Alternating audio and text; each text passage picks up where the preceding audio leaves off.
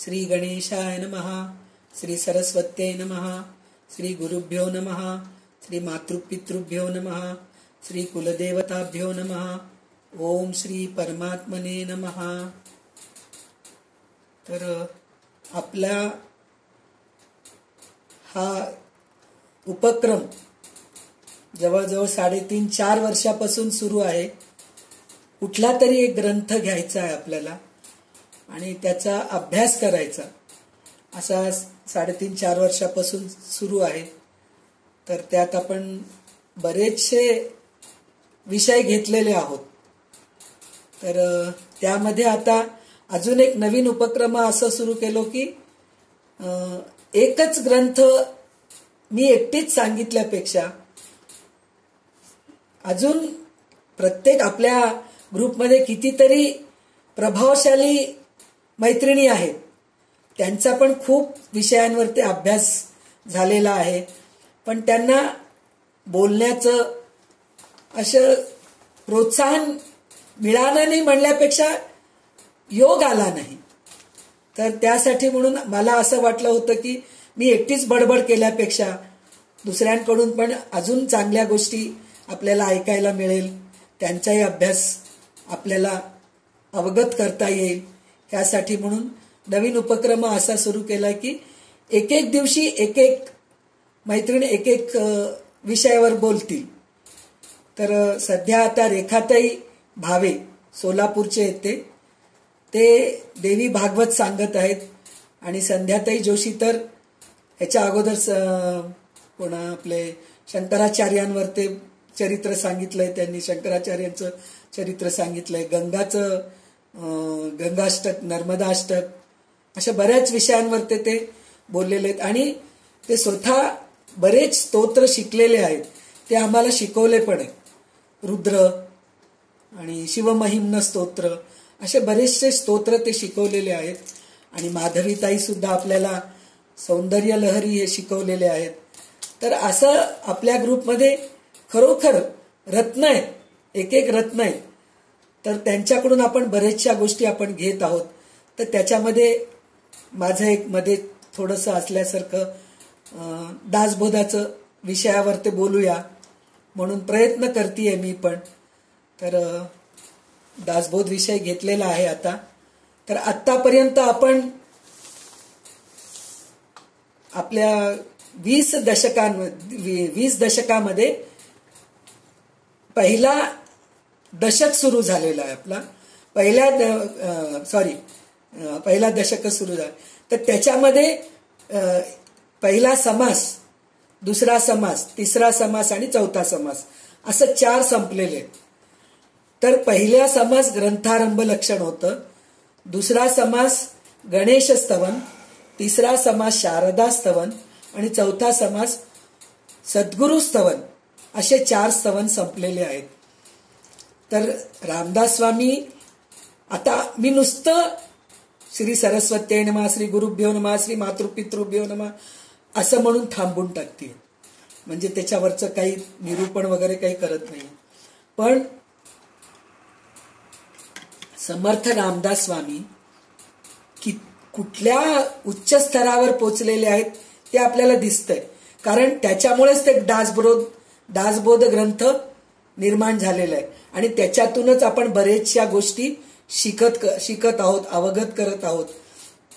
तर ते सुरुवातीला आपण जसं आता भागवत सांगत आहे, तर सुरुवातीला आपण भागवतामध्ये काय आहे हे आपण सांगतो किंवा भागवत महात्म्य सांगतो. त्याच्यानंतर मग आपण एक गोष्टी करत करत पुढे जातो. पण समर्थांनी असं केलेलं आहे की सुरुवातीला ग्रंथारंभ लक्षण, म्हणजे ह्या ग्रंथामध्ये काय आहे हे सुरुवातीला ते सांगितले. त्याच्यानंतर गणेश स्तवन, नुसतं श्री गणेशाय नमः असं म्हणले नाही ते, किंवा वक्रतुंड महाकाय सूर्यकोटी समप्रभ निर्विघ्नं कुरु मे देव सर्व कार्येषु सर्वदा असं म्हणून थांबवलं नाही. गणपतीचं स्तवन केले, स्तुती केलेत. ते 1-2 ओवीमध्ये नाही, 30-31 ओवीमध्ये केलेले. त्याच्यानंतर सरस्वतीचं, शारदेचं स्तवन केलेलं. म्हणजे नुसतं गुरुभ्यो नमः, सरस्वत्यै नमः म्हणून थांबवले नाहीत, म्हणजे कंटाळा केले नाहीत. म्हणजे त्यांच्यामध्ये किती प्रतिभा आहे हे आपल्याला या ग्रंथावरूनच कळतं. हे ग्रंथ वाचू लागलं की आपल्याला असं वाटतं की आपल्या आईबरोबर आपण शाळेला जात आहोत. बोट पकडून, आईचं बोट पकडून छोटीशी पिशवी गळ्यात घालून घेऊन शाळेला जात आहोत. आणि शाळेमध्ये जाऊन काय काय शिकायला मिळणार आहे ते आपल्याला कळत आहे. एक एक गोष्टी म्हणजे इतकं सुंदर त्यांनी एक एक देवावरते सद्गुरूवरते स्तवन केलेले. तर आता इतकं सगळं म्हणजे गणपती स्तवन झालेलं आहे, गणेश स्तवन झालेलं आहे, शारदा स्तवन झालेलं आहे, गुरु स्तवन सद्गुरु स्तवन झालेलं आहे. थांबले नाहीत ते, तिथं थांबले नाहीत. आपण गुरुपर्यंत येऊन थांबतो किंवा कुलदेवताचं सांगतो किंवा माता पित्याच्या बद्दल नमस्कार करतो, माता पित्यांना नमस्कार करतो. पण रामदास स्वामी तसे नाहीत, विनम्र आहेत. ते सगळ्यांना नमस्कार करूनच पुढे जातात. म्हणजे आता याच्यानंतर त्यांनी कोणाला नमस्कार केलेले आहेत? संतस्तवन, संतस्तवन केलेले आहेत. संतस्तवन म्हणजे संतांची स्तुती केलेली आहेत. गुरुची स्तुती करून ते थकले नाहीत, कंटाळले नाहीत. आता ह्याच्या पुढे संतांचं स्तवन केलेलं आहे. तर संतस्तवनाचं ओवी आता ह्या क्लासपासून म्हणजे ह्या आजच्या दिवसापासून प्रत्येक दिवशी दासबोधाचं जे अभ्यास करत आहोत ना आपण, तर त्या प्रत्येक दिवशी एक एक मैत्रीण माझी पूर्ण समास घेणार आहे. ओवी समासातले ओवी वाचणार आहे, मंगलाचरण वाचणार आहे. तर ते झाल्यानंतर मी त्याच्यावर मला जे सुचेल ते थोडंसं प्रयत्न करेन अर्थ सांगण्याचं. तर आज आपल्याला रश्मी काशीकर लाभलेले आहेत ओवी वाचण्यासाठी म्हणून. तर आता आपला 5वा समास चालू आहे संतस्तवन. तर रश्मी काशीकर पहिले मंगलाचरण म्हणेल, त्यानंतर 10 ओवी घेईल. तर रश्मी सुरू कर. जय जय रघुवीर समर्थ. गणेश शारदा चैव सद्गुरु सज्जनस्तथा आराध्य दैवतं गुह्यं सर्वं मे रघुनंदना. गणेश शारदा सद्गुरु संत सज्जन कुळेश्वरू सर्व हि माझा रघुवीरू. सद्गुरु रूपे श्रीराम माझे आराध्य दैवत. परम गुह्य गुह्यातीत गुह्यपणाची मात. नचले जेथे यो जातो मरुदंश जोक्षितितले संबोधयन् सज्जनान्. ग्रंथयो रचयन् सुपुण्यजनकम् श्रीदासबोधाविदम्. यत्कीर्त्या पठनेन सर्वविदुषान् स्वान्ता पहारी सदा. सोऽयं मुक्तिकरक्षितो विजयते श्रीरामदासो गुरु.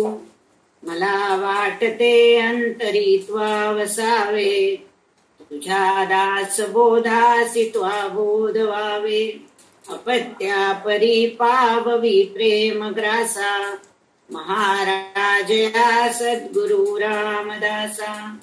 ब्रह्मानंदं परमसुखदं केवलं ज्ञानमूर्तिं द्वन्द्वातीतं गगनसदृशं तत्त्वमस्यादिलक्ष्यम्. एकं नित्यं विमलमचलं सर्वधी साक्षिभूतं भावातीतं त्रिगुणरहितं सद्गुरुं तं नमामि. गुरुर्ब्रह्मा गुरुर्विष्णु गुरुर्देवो महेश्वरा. गुरुः साक्षात् परब्रह्म तस्मै श्री गुरवे नमः. अनेन प्रियतां देवो भगवान् जानकीपति श्रीरामचन्द्र पूर्वेषाम् अस्माकं कुलदैवतं. श्रोता वक्ता श्रीराम समर्थ, श्रीराम समर्थ. जय जय रघुवीर समर्थ. लगेच सुरू करू का? हो.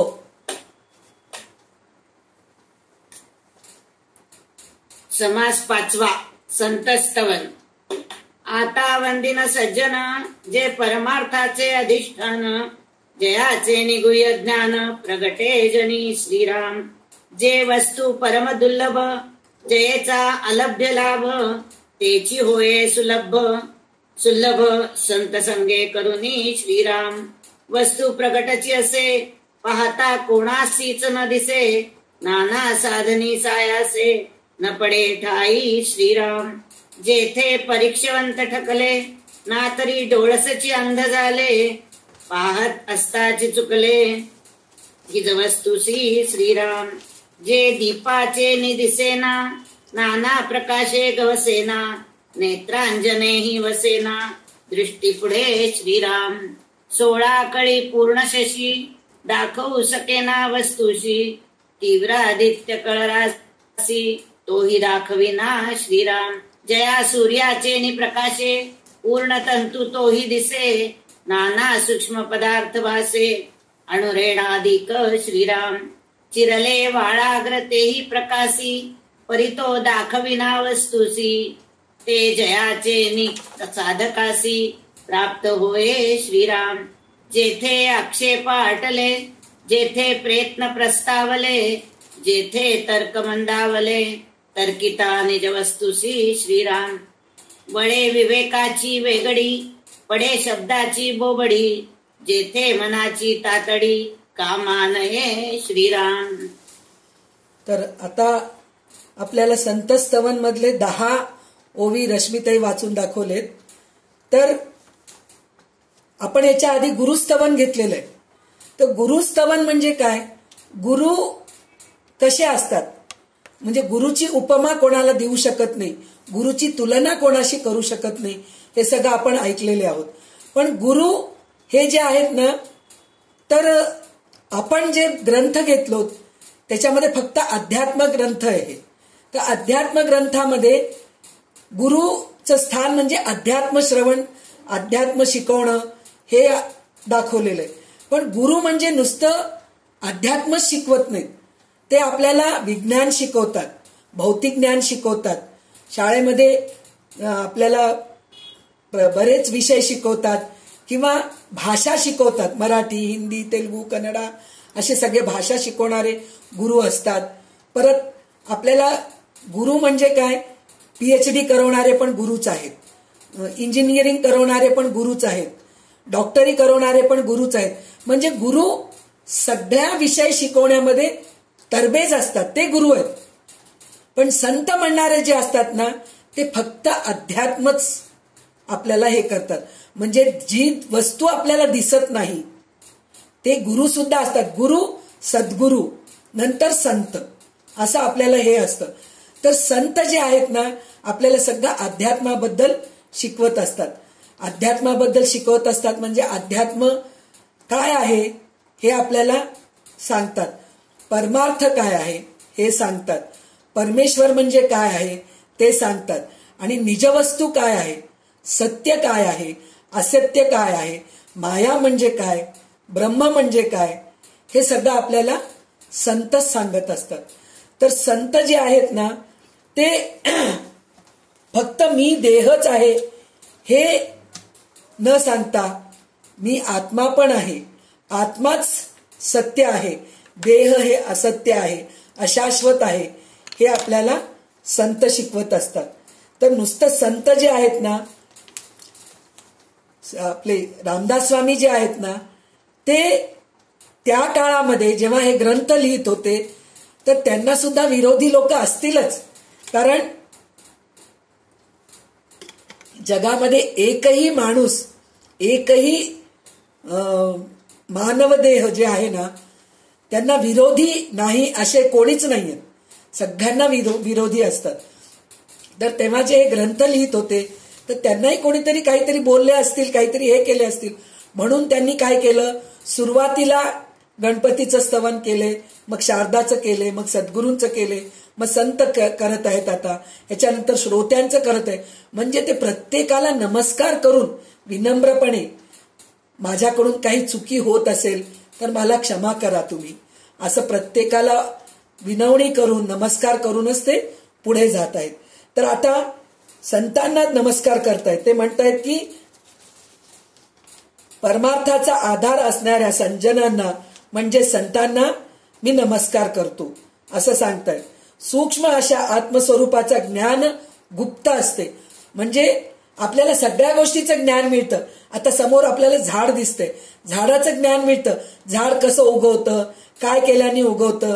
आपण झाड बी पेरतो, बी पेरल्यानंतर पाणी घालतो, मग त्याला एक अंकुर फुटतं. मग अंकुर फुटल्यानंतर त्याला पानं येतात, मग त्याचं थोडंसं मोठं होतं, मग असं होत होत मोठे झाड होतं. त्याच्यानंतर त्याला फुलं येतात, मग त्याच फुलांचं फळं होतं. असं सगळं काही आपल्याला ज्ञान मिळतं. दृश्यसृष्टीचं जे ज्ञान आहे ते सगळं आपल्याला मिळतं.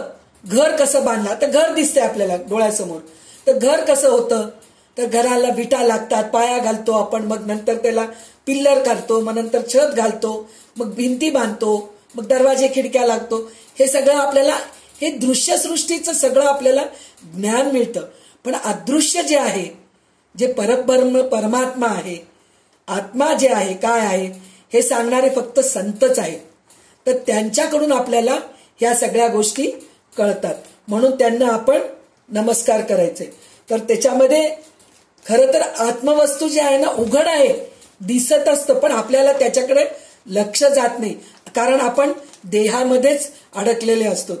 तर संत काय करतात, आपल्याला देहाच्या याच्यातून बाहेर काढून आत्मवस्तू काय आहे, निजवस्तू काय आहे, मायाकडे दुर्लक्ष करायला पाहिजे, दृश्यसृष्टीकडे दुर्लक्ष करायला पाहिजे, हे आपल्याला शिकवतात संत.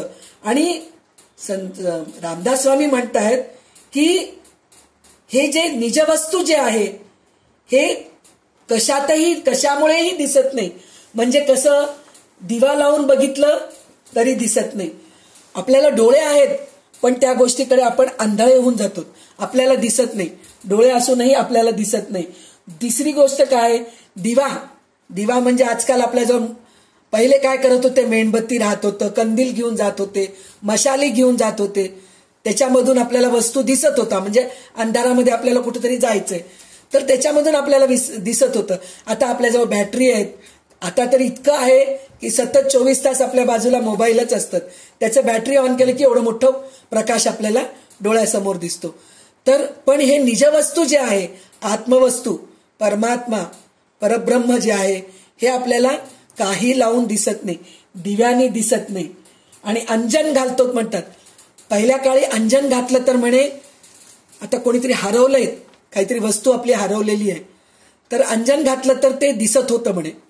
असं अंजन घातलं तरी आपल्याला परब्रह्म परमात्मा दिसत नाही. आणि 16 कळा असलेली चंद्र, त्याच्याने सुद्धा आपल्याला दिसत नाही. शेवटी सूर्याचं जे आहे ना प्रकाश, त्याच्यामध्ये दिसत नाही. म्हणे कोळी जे हे बनवतो की नाही, जाळं बनवतो, ते आपण बघितलं तर दिसत नाही, पण जेव्हा सूर्यप्रकाश त्याच्यावर पडतं ते चांगलं दिसतं. पण हे निजवस्तू दिसत नाही. आणि आपले केस जे आहे ना, खरंच सगळ्यात पातळ जी गोष्ट आहे, बारीक केस आहे म्हणतात, पण केसाचे पण 2 भाग होतात, त्याला शिरा असतात 2 असे. शेवटी असे केसाच्या टोकाला जे 2 भाग असतात, ते असलं तर केस वाढत नाही, म्हणून ते कापून केस वाढवण्याचं हे करतात. तर ते शिरा पण आपल्याला सूर्यप्रकाशामध्ये दिसतो. पण हे जे आहे ना परब्रह्म परमात्मा, हे काही केलं तरी आपल्याला दिसत नाही. तर ते निजवस्तू आपल्याला विवेकाने आपल्याला संत दाखवतात. आणि आपण विवेकाने बघू म्हणून आपले विवेक आपण उपयोगाला आणतो, पण ते सुद्धा उपयोगाला येत नाही. संतच हे करू शकतात. म्हणून संतांना नमस्कार असं रामदास स्वामी म्हणलेले आहेत. तर आता ह्याच्या पुढचे जे श्लोक आहेत, पुराण अजून एक काय गोष्ट सांगितली त्याच्यामध्ये की शब्द पुरत नाहीत म्हणे. आपण जर निजवस्तूचं जर वर्णन करायला गेलो तर शब्द पुरत नाहीत. रामदास स्वामींनी एवढं मोठं ग्रंथ लिहिलेत, दासबोध ग्रंथ लिहिलेत आपल्याला समजून सांगण्यासाठी. पण हे सुद्धा ग्रंथ आपण एकदा वाचून आपल्या डोक्यात शिरतं का? नाही शिरत, कारण इतकं अवघड गोष्ट आहे. तर म्हणून रामदास स्वामी संतांना पहिले नमस्कार केलेले आहेत. तर आता ह्याची पुढची ओवी परत रश्मी सुरू कर. जो बोलकेपणे विशेष, सहस्त्र मुखांचा जो शेष, तोही चिणला निशेष, वस्तुन संगवे श्रीराम. वेदे प्रकाशले सर्वही, वेद विरहित काही नाही, तो वेद कोणासही दाखवू शकेना श्रीराम. तेची वस्तू संत संगे, स्वानुभवे कळो लागे. त्याचा महिमा वचनी सांगे, ऐसा कवणू श्रीराम. विचित्र कळा ये मायेची, परी ओळखी न संगवे वस्तूची. माया अतिता अनंताची, संत सोये सांगती श्रीराम. वस्तुसी वर्णिले नवचे, तेची स्वरूप संतांचे. या कारणे वचनाचे कार्य नाही श्रीराम. संत आनंदाचे स्थळ, संत सुखची केवळ. नाना संतोषाचे मूळ, ते हे संत श्रीराम. संत विश्रांतीची विश्रांती, संत तृप्तीची निज तृप्ती. नातरी भक्तीची फळश्रुती, ते हे संत श्रीराम. संत धर्माचे धर्मक्षेत्र, संत स्वरूपाचे सत्पात्र. नातरी पुण्याची पवित्र, पुण्यभूमी श्रीराम. संत समाधीचे मंदिर, संत विवेकाचे भांडार. नातरी बोली जे माहेर, सायोज्य मुक्तीचे श्रीराम. संत सत्याचा निश्चयो, संत सार्थकाचा जयो. संत प्राप्तीचा समयो, सिद्ध रूप श्रीराम. पुढचे पण घे. पुढचे पण घेऊ का? हो.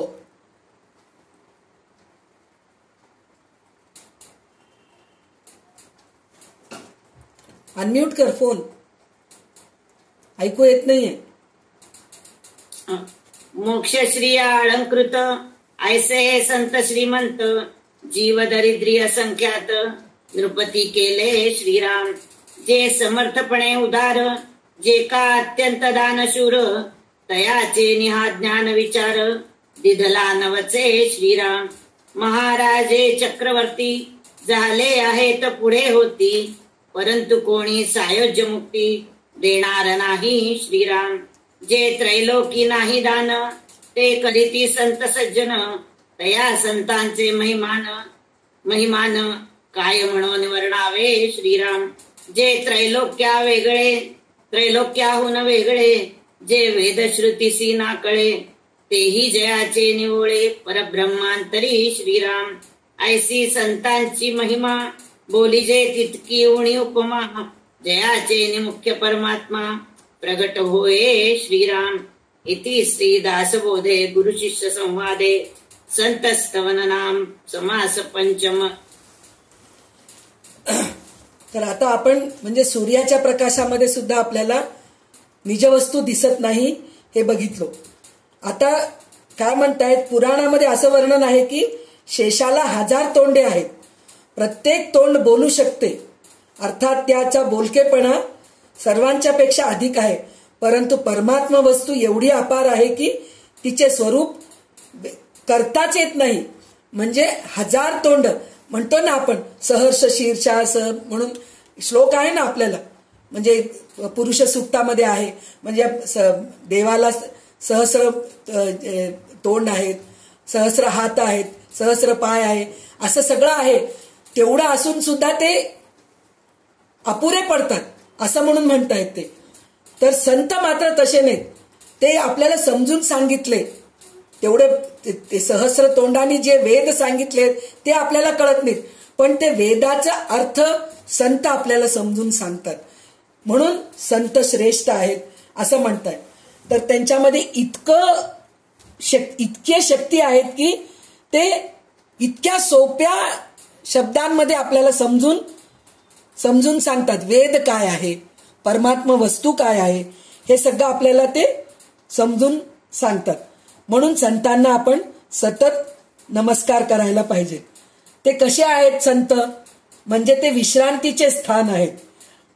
संत निजतृप्तीचे स्थान आहेत, म्हणजे त्यांच्याजवळ गेले की आपल्याला तृप्त होऊन जातो असे त्यांचे स्थान आहेत. आणि ते धर्माचे धर्मक्षेत्र आहेत आणि सत्पात्र आहेत. ते इतके सत्पात्र, पुण्यपात्राचे पुण्यभूमी आहेत ते. आणि समाधीचे मंदिर आहेत, म्हणजे त्यांच्याजवळ गेलं की आपल्याला समाधी लागलीच समजा, ध्यान लागली नाही, समाधीच लागली असं समजा. आणि ते विवेकाचे भंडार आहेत आणि त्यांच्याजवळ गेलं की सायुज्य, 4 मुक्ती जे आहेत, सलोकता, समीपता, स्वरूपता, सायुज्यता, हे 4ही मुक्तीतून आपल्याला मुक्त करतात. म्हणजे ते सगळं आपल्याला भगवंताच्या पुढे जाऊन सोडतात. त्याच्यानंतर ते सतत सत्य बोलत असतात, सत्याच्या निश्चयो आहेत ते. आणि संत प्राप्तीचा समयो त्यांच्याजवळ गेले की सगळं आपल्याला प्राप्त होतं आणि सिद्धरूप आहेत ते. आणि मोक्ष त्यांच्याकडे गेलं की आपल्याला मिळणारच, एवढी पक्की समजूत करून घेऊनच जायला पाहिजे, तरच आपल्याला मोक्ष, चांगली गती नाही मोक्षही मिळते आपल्याला, असं आहे. त्याच्यानंतर संत असे श्रीमंत आहेत की त्यांच्याजवळ कशाचीही कमी नाहीये, भरपूर ज्ञान असतं त्यांच्याजवळ. आणि त्यांच्याजवळ ज्ञान असून ते कंजूस नाहीयेत, देत नाहीत असं नाहीये. आपल्याजवळ जे जे आहे ते सगळं आपल्याला देऊन टाकतात. इतके दानशूर आहेत ते, इतके उदार आहेत की ते काहीही त्यांच्याजवळ ठेवून घेत नाहीत. म्हणजे त्रैलोक्यामध्ये असे कोणी दानी नसतील जसे संत आहेत, तसे ते खूप वेगळे आहेत. ते वेदश्रुतीला जे कळत नाही ते आपल्याला समजून सांगतात. म्हणून ऐशा संतांना आपण नमस्कार करून आपण पुढच्या समासाला जाऊ, असं रामदास स्वामी म्हणत आहेत. तर आता ह्याच्यानंतर ते काय संतांपर्यंत थांबले नाहीत, श्रोत्यांना म्हणलेत. मी म्हणते ना, तुम्ही आहेत म्हणूनच आता आपलं हे सगळं अभ्यास चालू आहे.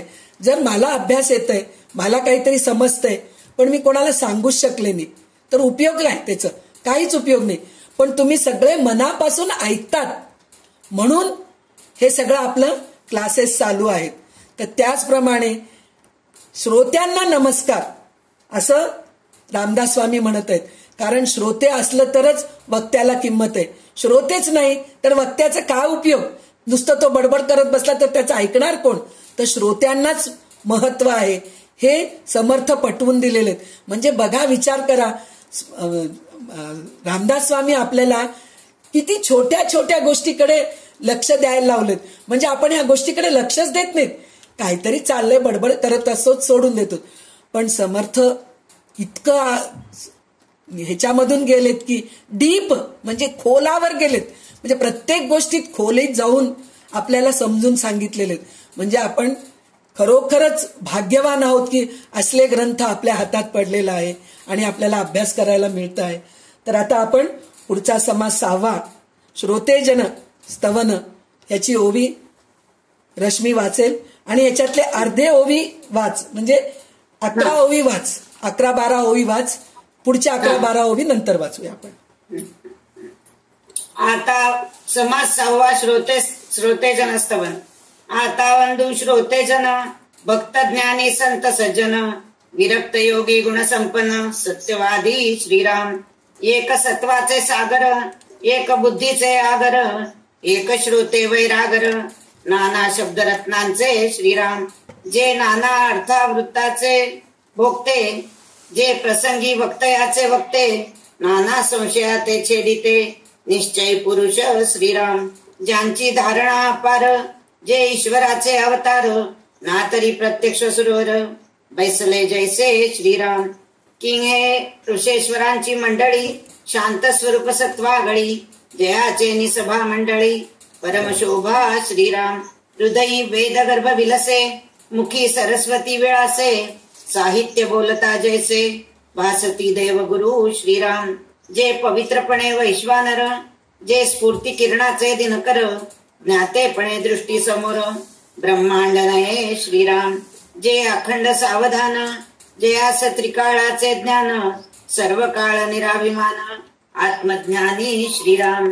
ज्यांचे दृष्टी खालून गेले, ऐसे काहीच नाही उरले, पदार्थ मात्रासी रक्षिले मने जयांच्या श्रीराम. जे जे काही आठवावे, ते ते तयास पूर्वीच ठावे, तेथे काय अनुवादावे ज्ञातेपणे करुणी श्रीराम. परंतु हे गुणग्राहिक, म्हणून बोलतो निशंक, भाग्य पुरुष काय एक, सेवित नाही श्रीराम.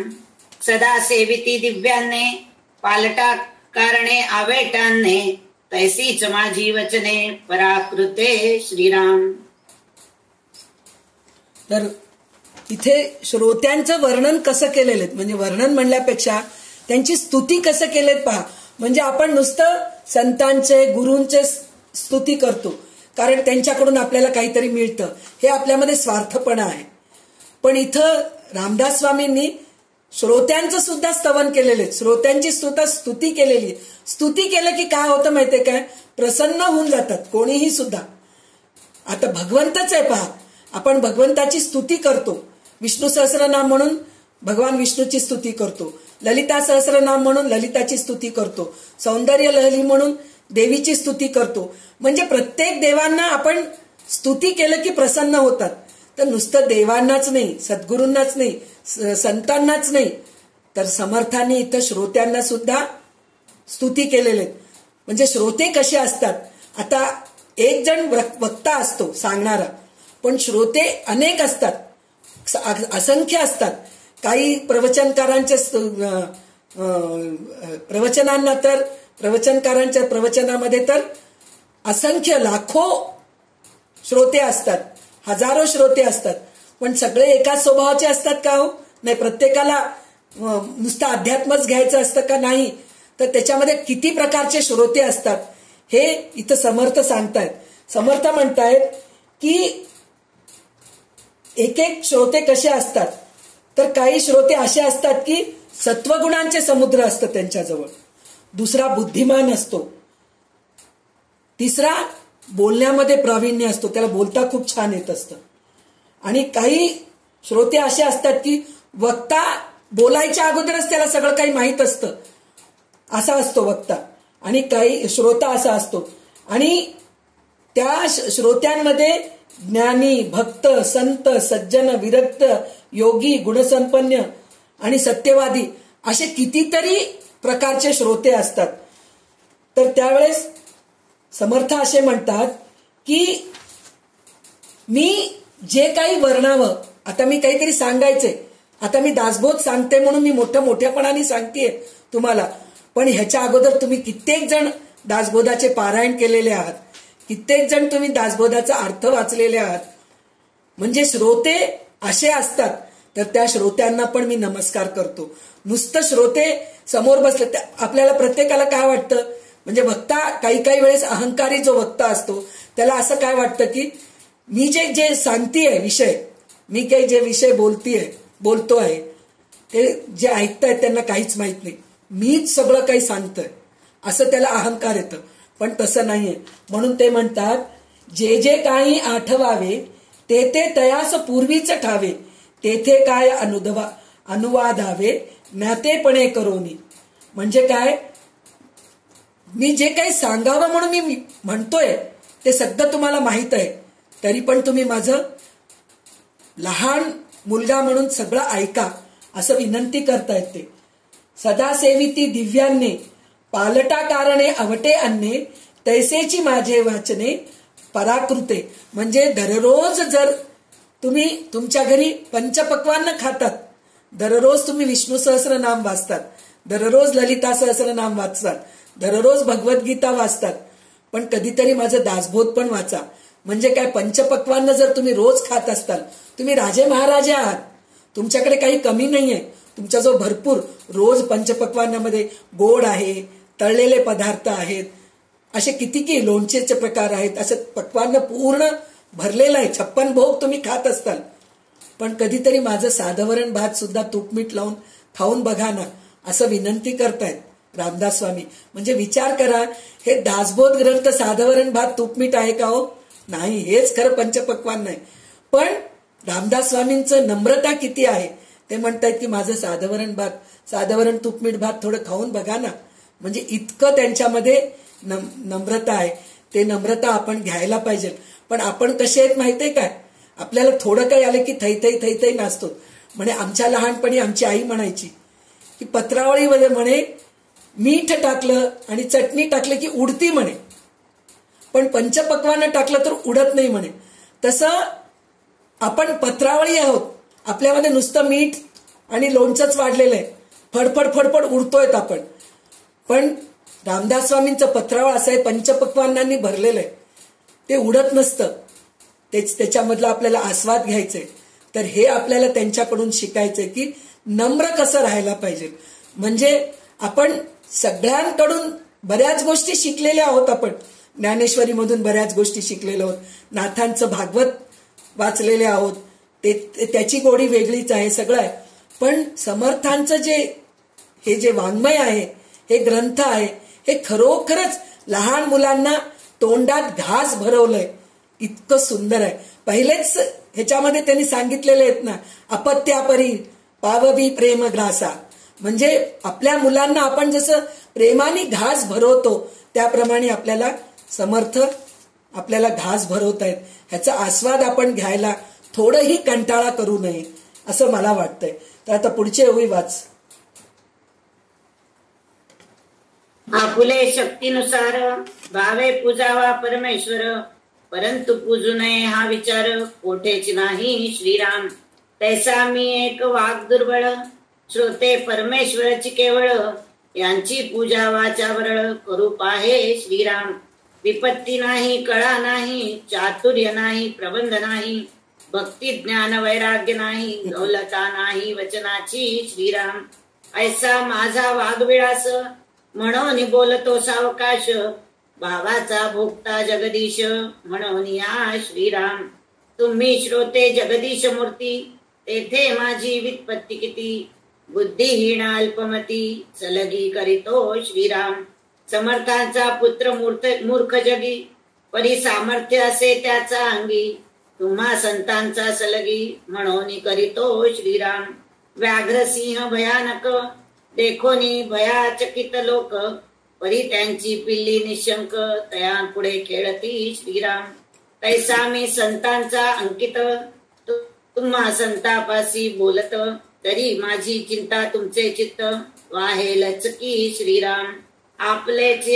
आपलेची बोलगे वाऊगे, त्याची संपारणी करणे लागे, परंतु काही सांगणे न लगे, न्यूनते पूर्ण करावे श्रीराम. हे तो प्रीतीचे लक्षण, स्वभावेची करी मन, तैसे तुम्ही संत सज्जन, माये बाप विश्वाचे श्रीराम. माझा आशय जाणून जीवे, आता उचित ते करावे, पुढे कथेसी अवधान द्यावे, म्हणे दासानुदास श्रीराम.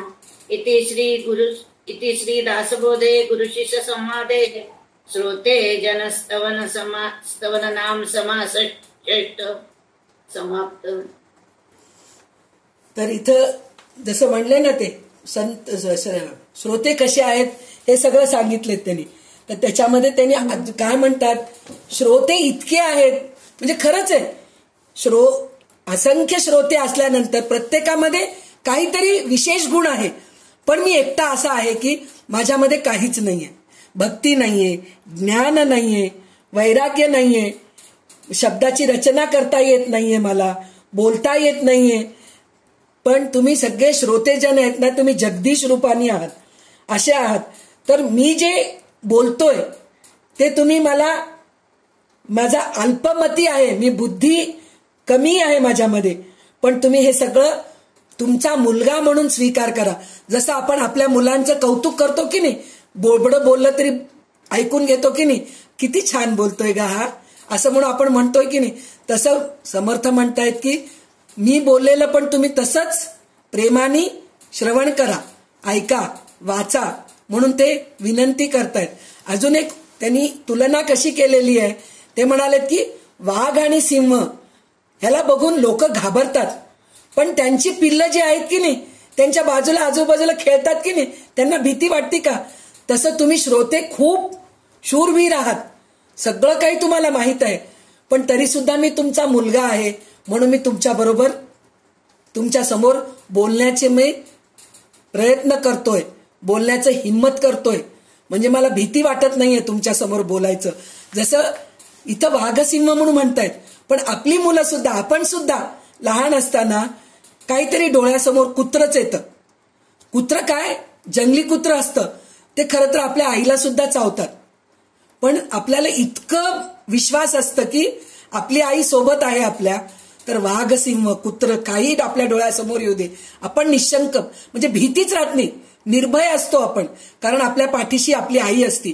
त्याचप्रमाणे समर्थ रामदास स्वामी म्हणतायत की तुम्ही तसेच आहात, तुमच्यासमोर मला बोलायची कशाचीच भीती वाटत नाहीये, मला तुमच्यासमोर निशंकपणे मी बोलू शकतो, निर्भयपणे बोलू शकतो. आणि एखाद्या वेळेस माझ्याकडून काही चुकी झाली, शब्दामध्ये काहीतरी वावगं निघालं, काहीतरी माझ्या बोलण्यामध्ये काहीतरी कमीपणा असेल तर ते त्याचं तुम्ही मला क्षमा करा असं म्हणतायत.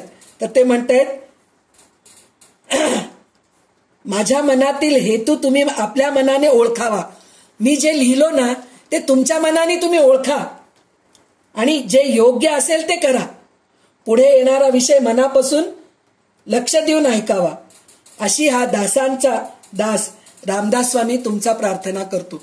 म्हणजे बघा, श्रोत्यांना सुद्धा वंदन करून रामदास स्वामी पुढे गेलेले आहेत. म्हणजे विचार करा, आपण कुठल्याच पातळीवर नाहीये त्यांच्या समोर. आपल्याला असं वाटतं की मी दासबोध ग्रंथ वाचतेय, दासबोध ग्रंथाचा अभ्यास करतेय, खूप मला काही माहित आहे असा आपण विचार करतो. पण रामदास स्वामी इतक्या ह्याच्यावर गेलेत, खालच्या स्तरावर, म्हणलं तर खालच्या स्तरावर गेले नाहीत. म्हणजे मी इतका किती नम्र आहेत हे त्यांच्या बोलण्यावरून, त्यांच्या ह्या ग्रंथावरून आपल्याला कळतं की प्रत्येक वेळेस ते क्षमा मागतात, प्रत्येक वेळेस नमस्कार करूनच ते पुढे जातात. तर आता ह्याच्यानंतर आपल्याला कवीश्वर, कवी म्हणजे काय, नुसतं आता म्हणले ना, नुसतं आपण श्रोत्यांपर्यंत, नुसतं आपण संतांपर्यंतच नाही. म्हणजे कवी कसे असतात, म्हणजे एक ग्रंथ लिहिण्यासाठी कोण कोण लागतं हे त्यांनी सुरुवातीला घेतलेले आहेत. म्हणजे कवित्व असलं तरच आपण पद्यामध्ये लिहू शकतो की नाही. आता हे ओवी लिहिणं आहे, तर कवी असलं तरच ओवी लिहू शकतो. आपण बोलू शकतो, पण कविता करू शकतो का, नाही करू शकत. मग ओवी लिहिण्यासाठी म्हणून कवीची पण आपल्याला प्रार्थना करावं लागतं. हे समर्थांना समजलेलं आहे. म्हणजे ओवी लिहिताना ते बरोबर रायमिंग वर्ड्स म्हणतात की नाही, ते सगळं जुळून यायला पाहिजे. त्याच्यासाठी म्हणून आपल्याला कवीची सुद्धा प्रार्थना करावं लागतं. हे समर्थांना समजलेलं आहे, म्हणून ते कवीची सुद्धा प्रार्थना करतायत. तर आपण याचे 15 ओवी पहिले घेऊया, मग 15 ओवी नंतर घेऊया. तर पुढचा स्तवन सुरू करू. दशक प्रथम समास 7वा कवेश्वर स्तवन. आता वंदू कवेश्वर, शब्दसृष्टीचे ईश्वर, नातरी हे परमेश्वर, वेदावतारी श्रीराम. की हे सरस्वतीचे निजस्थान, की हे नाना कळांचे जीवन, नाना शब्दांचे भुवन, यथार्थ होय श्रीराम. किम हे पुरुषार्थाचे वैभव, किम हे जगदेश्वराचे महत्व, नाना लाघवे कीर्ती स्तव निर्माण कवी श्रीराम. किम हे शब्दरत्नाचे सागर, किम हे मुक्तांचे मुक्त सरोवर, नाना बुद्धीचे वैरागर निर्माण झाले श्रीराम. अध्यात्म ग्रंथांची खाणी, किम हे बोलिके चिंतामणी, नाना कामधेनूची दुभणी, वळली श्रोतयासी श्रीराम. किम हे कल्पनेचे कल्पतरू, किम हे मोक्षाचे मुख्य पडिवरू, नाना सायोज्यतेचे विस्तारले श्रीराम. किम हे परलोकीचा निजस्वार्थू, किम हा योगियांचा गुप्त पंथू, नाना ज्ञानियांचा परमार्थू, रूपासी आला श्रीराम. किम हे निरंजनाची खुण, किम हे निर्गुणाची ओळखण, माया विलक्षणाचे लक्षण, ते हे कवी श्रीराम. किम हा श्रुतीचा भावगर्भ, किम हा परमेश्वराचा अलभ्य लाभ, नातरी होय सुलभ, निजबोध कवी रूपे श्रीराम. कवी मुमुक्षाचे अंजन, कवी साधकांचे साधन, कवी सिद्धांचे समाधान, निश्चयात्मक श्रीराम. कवी स्वधर्माचा आश्रयो, कवी मनाचा मनोजयो, कवी धार्मिकाचा विनयो, विनय करते श्रीराम. कवी वैराग्याचे संरक्षण, कवी भक्तांचे भूषण, नाना स्वधर्म रक्षण, ते हे कवी श्रीराम. कवी प्रेमळांची प्रेमळ स्थिती, कवी ज्ञानस्थांची ध्यानमूर्ती, कवी उपासकांची वाढ कीर्ती, विस्तारली श्रीराम. नाना साधनांचे मूळ, कवी नाना प्रयत्नांचे फळ, नाना कार्य सिद्ध केवळ, कवीचे निप्रसादे श्रीराम. आधी कवीचा वाग्विळास, तरी मग श्रवणे तुंबळे रस, कवीचे निमती प्रकाश, कवित्वास होय श्रीराम. तर अशा प्रकारे कवीचे स्तवन पण सुरू झालेलं आहे. तर एक म्हण असा आहे, जेथे न पोचे रवी तेथे पोचे कवी. म्हणजे सूर्यप्रकाश आहे ना, एखादं वस्तू आडवं आलं, झाड आडवं आलं किंवा घर आडवा आलं तर त्या बाजूला सावली पडते, सूर्य दिसत नाही आपल्याला, सूर्य तिथपर्यंत पोचू शकत नाही. सूर्य पोचू शकत नाही असं नाही, आपल्याला सूर्य दिसत नाही असं असतं. पण रवीचं तसं नसतं म्हणे, कुठेही घुसतात म्हणे, कुठेही घुसून कुठलंही जे विषय आहे त्याच्यावर कवित्व करतात म्हणे. तर कवीचं इतकं सामर्थ्य सांगितलेलं आहे समर्थांनी इथं. ते म्हणतात की कवी वैराग्य काय आहे हे आपल्याला समजून सांगतात. कारण आपल्याला बघा, एक गोष्ट म्हणते मी, जर मी हे वाचून दाखवू लागले, एक विषय आपण वाचून दाखवू लागलो तर तेवढी गोडी येत नाही. जितकं ओवीबद्ध आहे ते वाचताना किंवा गाणं किंवा कवितेमध्ये आपण जेव्हा म्हणतो तर त्यावेळेस आपल्याला गोडवा येते, त्याच्यामध्ये छान वाटतं. असं म्हणजे त्याच्यामधलं जे गोडी आहे ते आपल्याला आनंद मिळतो त्याच्यातून. म्हणजे कविता करणं, कविता लिहिणं हे सगळं एक आनंददायी गोष्ट आहे. तेच गद्यामध्ये आपण वाचू लागलो तर थोडं वेळ लागतं. कवित्वामध्ये पटपट आपल्याला हे होतं. आणि गद्य आपल्याला म्हणजे जे गोष्टी रूपी आहे, गद्य रूपे आहे, ते आपल्याला लवकर पाठ होत नाही. कविता जे करतो आपण, कविता पद्धतीने आपण, मनाचे श्लोक आहेत, मनाचे श्लोक ज्या प्रकारे आपण शिकलो, लवकर शिकू शकतो की नाही, ते कविता पद्धतीमध्येच आहे ना, तर त्याप्रमाणे आपण लवकर शिकू शकतो. आता ह्याच्यामध्ये सुद्धा पहा किती छान आहे. अध्यात्म ग्रंथाची खाणी की हे बोलिके चिंतामणी, खाणी मणी पुन्हा नाना कामधेनूची दुभणी, बोळली श्रोतयाशी श्रीराम. असं जे आपल्याला छान ओवीबद्ध जे करून दिलेले आहेत ते कवीच करू शकतात. आपल्याला होतं का? आपल्याला तर संध्याते आपल्याला शुक्रवार, शनिवार, रविवार हे 3 बरेच लोक नव्हते. जेव्हा संध्याताई बोलत होते गेल्या क्लासमध्ये तर त्यावेळेस बरेच लोक नव्हते. तर त्यांनी असं सांगितलंय की आपल्या ग्रुपमध्ये असे कितीतरी मैत्रिणी असे आहेत त्यांच्यामध्ये कवी आहे पण ते बाहेर निघत नाहीये. तर तुम्हाला काही सुचलंय तर ते लिहा आणि ते म्हणून तुम्ही पाठवा. जर तुम्हाला सुचलं नाही, जर नाहीये बाबा, प्रत्येकामध्ये प्रत्येक गुण नसतात, तर कमीत कमी एखादं सुंदर अभंग किंवा भजन लिहा आणि ते म्हणून दाखवा. म्हणजे आपल्याला ते गुड मॉर्निंग मेसेजेस जे पाठवतोय आपण, दुसऱ्या गोष्टीचे दुखण्याचे मेसेजेस पाठवतोय किंवा काहीतरी पॉलिटिक्सचे मेसेजेस पाठवतोय, त्याच्यापेक्षा हे आपल्या मैत्रिणींचं निवडक चांगलेच, म्हणजे त्यांची आवड कोणची आहे, विजयाताई, उषा, किती छान छान त्या दोघीच म्हणजे सुरुवात केली. तर ते अशा गोष्टी आपल्याला ऐकायला मिळेल, वाचायला मिळेल, म्हणून संध्याते आपल्याला हे उपक्रम नवीन सुरू केलेले आहेत. तर ते कशासाठी? म्हणजे कवी, अभंग, ओवी, भजन हे सगळे कोण लिहू शकतात? कवीच लिहू शकतात. खरं तर लता मंगेशकर, आशा भोसले हे सगळे एकदम मोठ्या स्तरावर ते हे झाले, प्रसिद्ध झालेले आहेत. पण त्यांनी गाणं म्हणले त्यांच्या आवाजावरच आहे, पण ज्यांनी गाणं लिहिलेले आहेत त्यांचं किती महत्व आहे. तर त्यांना खरं पहिले वंदायला पाहिजे. म्हणजे ते कवी जे आहेत, गाणं लिहिणारे आहेत, त्यांना नमस्कार करायला पाहिजे. म्हणून रामदास स्वामी इथं पहिले त्यांनी कवीश्वरांना वंदन केलेले आहेत. ते म्हणालेत की कामधेनूचं जे दूध आहे, अमृत आहे, ते कवीचे जे कविता आपण जे ऐकतो ना, ते दूध प्राशन केल्याचं सुख मिळतं असं ते म्हणतायत. तर म्हणून म्हणतायत की कवींनाच पहिले आपण नमस्कार करायला पाहिजे. तर ते नुसतं कविता ह्याच्यावर लिहित नाहीत. कविता लिहिणारे जे आहेत ना, अध्यात्मावर लिहितात, परत प्रेमावर लिहितात, काही लोक निसर्गावर लिहितात. निसर्गावर सुद्धा किती सुंदर कविता आहेत, इतके छान छान गोष्टी आहेत. पक्ष्यांवरती आहेत, प्राण्यांवरती आहेत, इतकं सुंदर सुंदर म्हणजे हे आहेत. आणि म्हणते ना, म्हणजे आपण कसं जगावं ह्याच्यावर ते सुद्धा आहे. आपल्याला संत तुकडोजी महाराजांचं मला नेहमी ते आठवण येतं.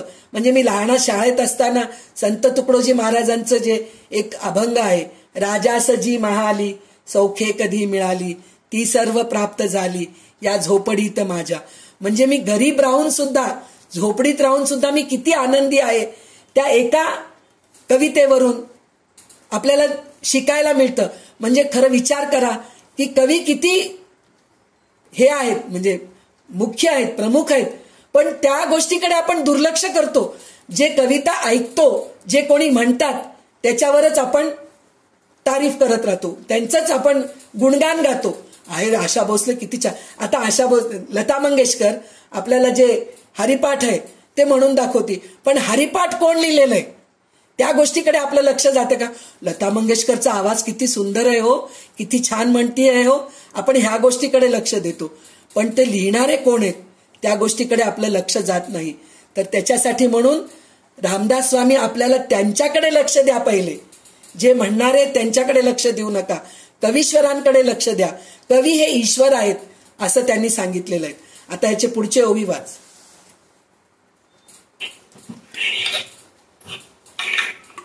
कवी व्युत्पन्नाची योग्यता, कमी सामर्थ्यवंतांची सत्ता, कवी विचक्षणाची कुशलता, नाना प्रकारे श्रीराम. कवी कवित्वाचा प्रबंध, कवी नाना दाटी मुद्रा छंद, कवी गद्य पद्ये भेदाभेद, पदप्रास करते श्रीराम. कवी सृष्टीचा अलंकार, कवी लक्ष्मीचा शृंगार, सकळ सिद्धींचा निर्धार, ते हे कवी श्रीराम. कवी सभेचे मंडना, कवी भाग्याचे भूषण, नाना सुखाचे संरक्षण, ते हे कवी श्रीराम. कवी देवांचे रूप करते, कवी ऋषींचे महत्व वर्णिते, नाना शास्त्रांचे सामर्थ्य ते, कवी वाखाणती श्रीराम. नसता कवींचा व्यापार, तरी कैचा असता जगोद्धार, म्हणून कवी हे आधार, सकळ सृष्टीसी श्रीराम. नाना विद्या ज्ञातृत्व काही, कवेश्वरे विणतो नाही, कवी पासून सर्वही सर्वज्ञता श्रीराम. मागा वाल्मिक व्यासादिक, झाले कवेश्वरानेक, तयापासून विवेक सकळ जनासी श्रीराम.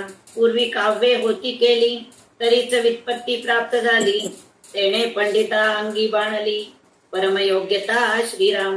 ऐसे पूर्वी थोर थोर, झाले कवेश्वरा पार, आता आहेत पुढे होणार, नमन त्यासी श्रीराम. नाना चातुर्याच्या मूर्ती, ती हे साक्षात बृहस्पती, वेदश्रुती बोल म्हणती, ज्यांच्या मुखे श्रीराम. परोपकारा कारणे, नाना निश्चय अनुवादने, सेखी बोलिले पूर्णपणे, संशयातीत श्रीराम. की हे अमृताचे मेघ ओढले, की हे नवरसाचे भोग लोटले, नाना सुखाचे उचंबळले, सरोवर ते श्रीराम. की हे विवेक निधीची भांडारे, प्रगट झाली मनुष्याकारे, नाना वस्तूचे निविचारे, कोण दाटले हे श्रीराम. की हे आदिशक्तीचे ठेवणे, नाना पदार्थास आणिवणे, लादले पूर्वसंचितांच्या गुणे, विश्वजनासी श्रीराम. की हे सुखाची तारुवे लोटली, अक्षय आनंदे उतटली, विश्वजनास उपेगा आली, नाना प्रयोगा कारणे श्रीराम. की हे निरंजनाची संपत्ती, की हे विराटाची योगस्थिती, नातरी भक्तीची फळश्रुती, फळास आली श्रीराम. की हा ईश्वराचा पवाड, पाहता गगनाहून वाढ, ब्रह्मांड रचनेहून जाड, कवी प्रबंध रचना श्रीराम. आता असो हा विचार, जगास आधार कवेश्वर, तयासी माझा नमस्कार, साष्टांग भावे श्रीराम. इति श्री दासबोधे गुरु शिष्य संवादे, कवेश्वर स्तवन नाम, समास सप्तम समाप्त. तर कवीमुळेच आपल्याला सगळ्या गोष्टी कळतात. तर ह्याचं एक उदाहरण काय सांगितलंय त्यांनी, की वाल्मिकी आणि व्यास सर्वात पहिले कवी आहेत ते. कारण आपल्याला बघा, प्रत्यक्ष जे भागवत आहे, महाभारत आहे किंवा रामायण आहे, हे सगळं आपल्याला कविता रूपामध्येच दिसतं. पहा, म्हणजे ओवीबद्ध किंवा श्लोक ह्याच्यामध्येच दिसतं.